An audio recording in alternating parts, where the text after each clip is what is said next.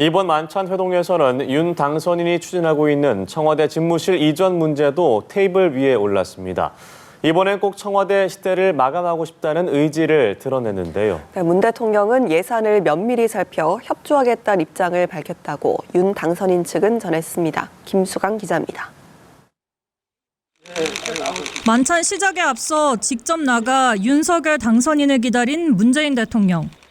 상춘제를 향해 녹지원을 가로지르며 극찬을 아끼지 않았고 여기가 우리 최고의 정권이라고 표현하셨던 이동 도중 먼 곳을 가리키는 모습이 눈에 띄기도 했습니다. 이쪽 너머가 헬기장. 윤 당선인이 추진하는 청와대 집무실 이전에 있어 헬기장 확보가 주요 쟁점으로 거론됐던 만큼 문 대통령의 발언은 주목을 받았습니다. 하지만 이어진 만찬에서 집무실 이전을 먼저 언급한 건 유영민 대통령 비서실장이었다고 장제원 당선인 비서실장은 전했습니다. 이어 자연스레 관련 논의가 테이블 위에 올랐습니다.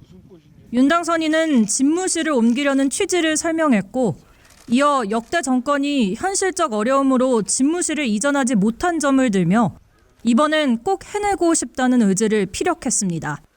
이에 문재인 대통령도 협조의 뜻을 밝혔다고 전했습니다. 문재인 대통령께서는 대통령 집무실 이전 지역에 대한 판단은 차기 정부의 몫이라고 생각한다. 지금 정부는 정확한 이전 계획에 따른 예산을 면밀히 살펴 협조하겠다. 이렇게 말씀하셨습니다. 앞서 청와대가 우려했던 안보 공백 등에 대한 문제도 집무실 이전에 대한 결심과 결단은 차기 정부의 몫이라고 말씀하셨다고 거듭 강조했습니다.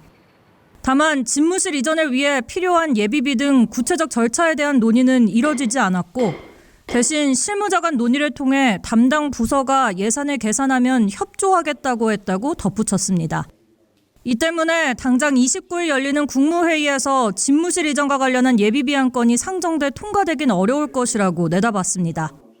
양측이 일단 공감대를 이룬 것으로 보이는 가운데 윤 당선인의 집무실 이전이 탄력을 받게 될지 관심이 모입니다.